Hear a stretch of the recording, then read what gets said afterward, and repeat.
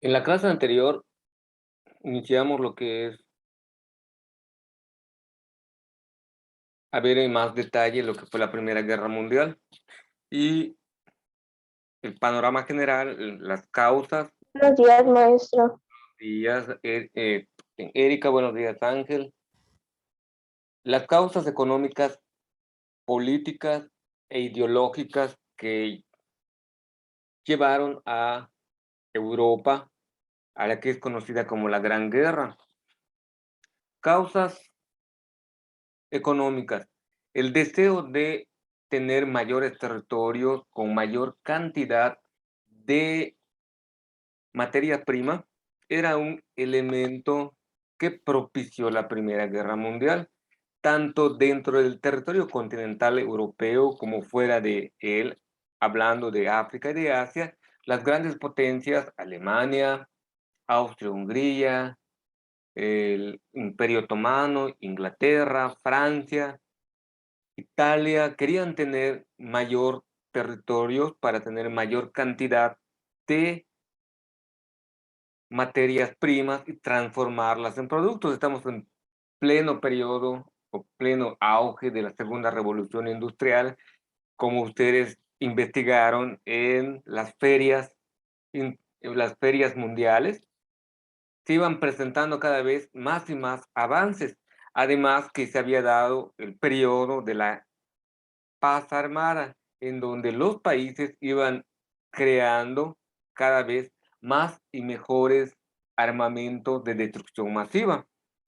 Todas esas fueron algunas de las razones, algunas de las causas que propiciaron el estallido de la Gran Guerra. Solo les faltaba, había mucha tensión, cada vez la tensión iba creciendo, iba creciendo, iba creciendo, les faltaba un motivo. Y el motivo lo encontraron cuando el heredero de la corona austrohúngara va a visitar un territorio recién conquistado en la zona de Serbia, ahí en Sarajevo, y es asesinado. Esto propició que Austria-Hungría le declaren la guerra a Serbia. A su vez, Rusia quiere defender a Serbia, Alemania defiende a Austria-Hungría, Francia defiende a Serbia junto con Rusia, le piden ayuda al Reino Unido y poco a poco se va acrecentando, entran los otomanos, entran los italianos y al final del día, o al final de poco tiempo, ya la Gran Guerra se había desarrollado en todo el territorio europeo. Y lo primero que hicieron los países era posicionar a sus ejércitos y se le conoció como la guerra de movimientos, que fue lo que estábamos viendo en la clase anterior. Aquí hay algunas imágenes, este es Francia, Bélgica y Alemania, y cómo los países fueron a través de las trincheras, primero posicionaron sus ejércitos, después excavaron trincheras para defender el avance de los ejércitos. Y en el mapa que les voy a mostrar a continuación se ve mucho mejor a nivel europeo. Aquí es donde se dio la mayor cantidad de batallas entre Francia y Alemania. Aquí está el territorio francés, arriba el territorio belga, este es el territorio alemán y todo lo que está punteado es por donde estuvieron las trincheras y donde se posicionaron los ejércitos para defender a lo largo de casi 4 años. En el lado oriental, en el Imperio Ruso, se ven también las marcas. Aquí está Austria-Hungría, cómo va defendiendo sus fronteras y va posicionando sus ejércitos. Y aquí el ejército ruso igual va haciendo estratégicamente, utilizando, como les decía, el territorio. Hay ríos, montañas, lugares donde fueron posicionándose de tal forma que tengan mayor ventaja sobre el ejército enemigo. Aquí está el Imperio Otomano.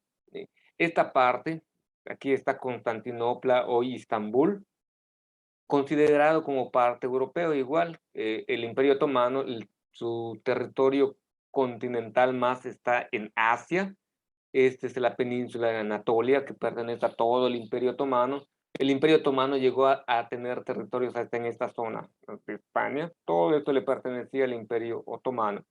En este periodo, para 1914, había disminuido los territorios del Imperio Otomano o turco y querían acrecentar más sus dominios en la zona continental europea. Y la estrategia, como les conté en la clase anterior, era el uso de las trincheras, que excavaban hoyos, ahora veremos algunas imágenes, o usaban bolsos o bultos llenos de arena o piedras para poder defenderse del enemigo. Esta es una trinchera, digamos, la más básica, que solo excavaban y tiraban la tierra a los lados, sobre todo del lado de donde estaba el ejército enemigo, para poder esconderse de las balas. Y elaborada, el diagrama de una trinchera mucho más elaborada, donde había una especie de cuarto de descanso para resguardar las municiones, las provisiones que les llevaban, y vean el tipo de construcción. Ya usaban adobe, láminas, maderas, para poder sostener la tierra y no caiga sobre de ellos. El problema, como veíamos, era que como excavaban durante 4 años, pues tuvieron que tener lluvias, nevadas, sequías, y los soldados vivían en esas zonas. Era muy conflictivo vivir allá, sus necesidades fisiológicas, dormir, comer, desechar, todo lo hacían en la trinchera. Y la guerra se iba alargando cada vez más y más. El ejército iba muriendo de hambre, de frío, de enfermedades, como les mencioné, se infectaron de ranas, gusanos, ratones, y sufrían la mutilación de manos y pies. El lodo provocaba que se les infectara los pies, les saliera hongos y tenían que amputarle los pies a los soldados. Y durante el frío, la hipotermia les congelaba las manos los dedos de las manos y los dedos de los pies, y también se los tenían que amputar. La factura o las consecuencias mortales que tenía este sistema de trincheras para el ejército eran muy grandes, y empieza a generar un descontento generalizado, que es lo que vamos a profundizar el día de hoy. Ya vimos la guerra, la fase de movimientos, la fase de trincheras. Ahora pasamos a la fase de la crisis, que es donde nos quedamos en la última clase. Es sencillo de entender esta cuestión de la fase de la crisis. Platico antes con ustedes para poder continuar. La palabra crisis, ¿qué te dice a ti, Carlos? ¿Qué entiendes tú por la palabra crisis?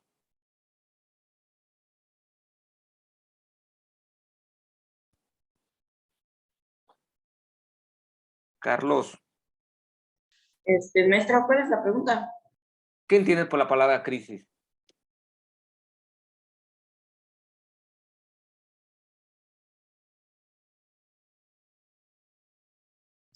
¿Hambruna? Está relacionado con la hambre, con el hambre, ¿Escasez? escasez, crisis del agua, muy bien, escasez de agua. Crisis es un estado límite que viven los seres humanos o los seres vivos en general. Entramos en periodos de crisis. La crisis en sí misma no es mala, nos ayuda a superar esas dificultades. Son como retos que se nos van apareciendo a lo largo de nuestras vidas. Y el momento crítico exige respuestas o soluciones drásticas lo más rápido posible, con el fin de solucionar el conflicto o el malestar que está viviendo la persona. Por ejemplo, una crisis de salud. ¿Por qué tenemos fiebre cuando tenemos una infección? Porque nuestro cuerpo entra en crisis.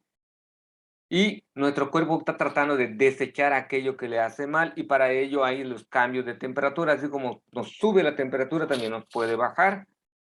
Pero nuestro cuerpo que ha entrado en crisis busca solucionar ese conflicto o ese problema de salud que tenemos. Y dentro de nosotros tenemos microorganismos, que es nuestro sistema de defensa, como nuestros soldaditos, que expulsan. Si es una llaga, forman una especie de pus, materia, como ustedes conozcan, que se tiene que desechar para que el cuerpo se vaya limpiando. Cuando nos da gripa es lo que nos pasa, el moquito que sale o el moco que sale son esas bacterias malas y buenas que están luchando entre sí. Generalmente ganan nuestros anticuerpos. Una gripita generalmente no nos lleva a la tumba. Hay enfermedades mucho más graves y más agresivas, que algo similar estaba sucediendo en la Primera Guerra Mundial. El ejército, después de 3 años de estar en el frente de batalla, no habían, los soldados ya no solamente eran los que pertenecían al cuerpo de resguardo de la nación, sino que invitaron a los granjeros, campesinos, obreros que trabajaban en las fábricas, se los llevaron a la zona de trinchera para que ellos también defendieran los intereses de la nación o del reino. Ante esta situación va generando lo que se va a conocer como la crisis, una crisis que se va a manifestar de modo diferente en cada uno de los países. El descontento es general, estaban ya cansados, hambrientos los soldados. Y acuérdense que se mencionó en la clase anterior el uso de armamentos químicos. Esto ya estaba inclinando la balanza hacia uno de los grupos.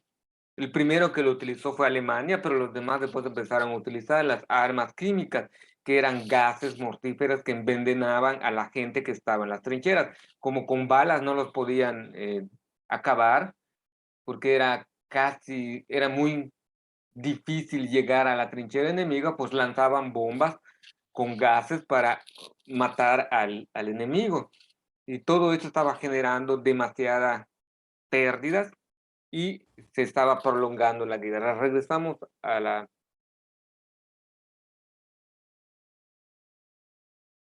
información del documento.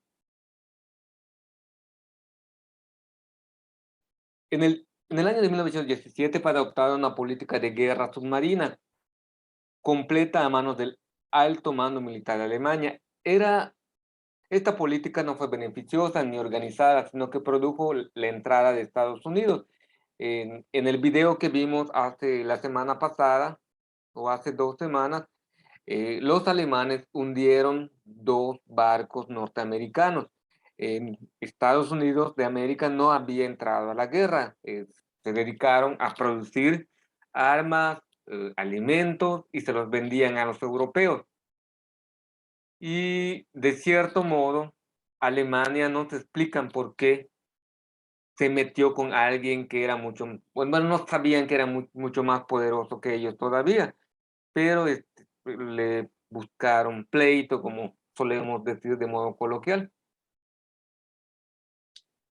El ejército británico se preparaba para embestir con una ofensiva estratégica, y la misma terminó siendo un fracaso que le costó muchos recursos. Inglaterra tiene su primer fracaso grave al apoyar a los franceses y a los rusos. Pierde naves, pierde tanques, pierde vidas de sus soldados y genera un descontento generalizado en el Imperio Británico. No estaban muy contentos con su modo de proceder. Ese mismo año Rusia abandonó la guerra a causa de 2 revoluciones que se establecían en su territorio. También los rusos, que la mayoría eran campesinos, a diferencia de sus contrincantes alemanes y austrohúngaros, que tenían mejor armamento, mejores uniformes, mejor alimentación. A los rusos los mandaban con con implementos de campesinos a combatir la batalla. ¿Qué ibas a hacer con una guadiana o con una especie de coa o con utensilios que utilizaban ellos para la labranza de sus tierras contra ametralladoras, fusiles de repetición, tanques y bombas químicas? Prácticamente estaban destinados a morir allá sin poner tanta resistencia. Y esto le piden al zar, en ese tiempo tenían zar, al zar ruso, que les envíe más alimento, más armamento, más uniformes. Pero el zar ruso ya no tenía recursos. A pesar, como vieron en el mapa, que Rusia es un país muy, muy, muy grande, no había entrado en el proyecto de la segunda revolución industrial. No tenía tanta industria pesada como lo tenían los otros países, Alemania, Austria, Inglaterra, Francia, que ellos ya habían entrado y se habían modernizado por medio de la industria. Tenían industria de armamento, de alimentación, eh, habían modernizado la producción en el campo, y Rusia, por lo contrario, seguía siendo arcaico o antiguo en sus medios de producción. Y sus soldados, que no les dan los armamentos adecuados, pues se rebelan. Y se genera la Revolución Rusa, que va a llevar a la creación de un mundo socialista que veremos más adelante. ¿Cuáles son las crisis? Vamos por países. Gran Bretaña. Edric, lea por favor, ¿qué le pasa a Gran Bretaña? ¿Desde qué parte, maestro? Gran Bretaña. Muy bien. Gran Bretaña sufrió muchas huelgas por parte de los soldados y trabajadores que se encontraban extenuados a causa de la larga duración del conflicto.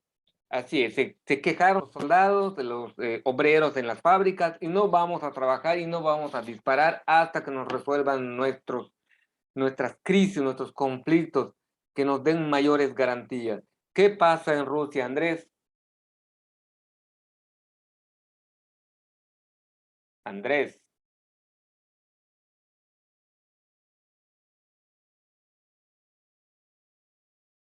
Johan. Rusia, debido a los diferentes eventos internos que presentaba el país, tales como la Revolución Rusa y la Revolución Bolchevique, la nación se vio obligada a abandonar la guerra. Así es. Es una guerra civil que hay dos bandos, unos que protegen los intereses del zar, que estaban conformes con el imperio ruso, y otros que querían cambiar completamente el sistema, donde los ciudadanos iban a hacer lo que iban a gobernar el gran imperio ruso. Ya iba a dejar de ser un imperio para empezar a ser una república, como Francia. ¿Qué pasa en Francia? Dulce, ¿puede leer? Hubo múltiples huelgas y rebeliones en la industria francesa a causa de los pocos suministros y las difíciles condiciones de las guerras, trincheras, perversidad y dureza de la guerra. Entonces, los franceses, al igual, esa crisis generalizada hace que la producción se vaya deteniendo. No les estaban pagando, siempre había promesas. Cuando termine la guerra, te liquido lo que yo te debo. Lo estamos haciendo por la nación, para no caer en manos de los alemanes. Y en Alemania se iba dando algo similar. Puedes leerlo, Brittany. Alemania. Se dieron divisiones y disputas entre grupos que estaban en pro de terminar la guerra y acabar con el sufrimiento, y de otros que defendían la continuidad de la misma. Esta causó una división política en la nación. Al final de la guerra, el que era el Kaiser de Alemania dimite o renuncia, y Alemania va a formar lo que va a ser también una república. Los intereses eran bastante claros. Unos querían acrecentar el territorio alemán, volverlo una gran potencia, un gran imperio a semejanza de los ingleses. Como vimos en los mapas anteriores, cuando Inglaterra tenía territorios en Europa, América, África y Asia.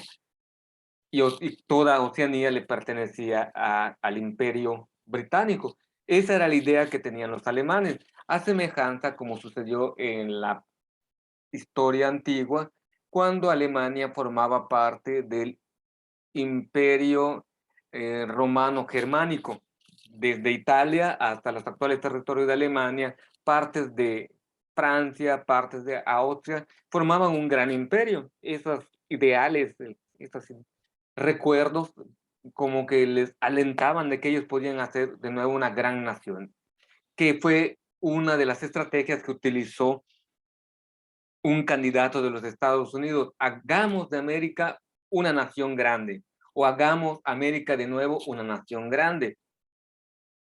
Estos son, con estas frasecitas hay que tener mucho cuidado, porque ya vivimos a lo largo de la historia los resultados que nos traen esos nacionalismos exacerbados o exagerados. Y hay que tener mucho cuidado. Y hubieron evidencias durante su mandato de este presidente de los Estados Unidos de algunos seguidores que hicieron actos muy desagradables, como chocar manifestaciones, asesinar a gente que no compartía sus mismos ideales. Para acabar, el Imperio Austrohúngaro experimentó luchas separatistas. Como el Imperio Austrohúngaro estaba constituido de diferentes etnias y grupos, checos, eslovacos, húngaros, austriacos, rumanos, búlgaros, todos ellos ya estaban cansados de las guerras y querían ser países independientes. Si los austriacos quieren seguir en la guerra, que ellos sigan, pero nosotros, los checos ya no queremos, los eslovacos ya no queremos, los rumanos ya no queremos. Y empiezan esa visión separatista. Estados Unidos, provocado por Alemania, entra a la guerra y da pie al fin de la guerra. Después de los duros, crueles años de los bandos, quedaron despedazados y tuvieron que enfrentar una fuerte crisis económica y social ocasionada por toda la inversión y deterioro. No había ganancias, era pura pérdidas humanas, pérdidas económicas, pérdida de costumbres, era terrible. Y con la entrada de los Estados Unidos obligan a Alemania a rendirse. Rusia ya se había retirado. El Imperio Austrohúngaro, con la llegada de los Estados Unidos, el ejército es aniquilado. La ventaja que tuvieron los estadounidenses es que ellos no habían estado al inicio de la guerra. Los soldados estaban frescos, tenían mejor armamento, tenían mejor alimentación. Los países que ya habían estado 4 años en guerra estaban muy cansados, y con las nuevas estrategias militares y los nuevos armamentos que trajeron, barrieron rápidamente o acabaron rápidamente con el ejército enemigo y provocaron su rendición, que en la próxima semana veremos el Tratado de Versalles. Con esto terminamos el día de hoy.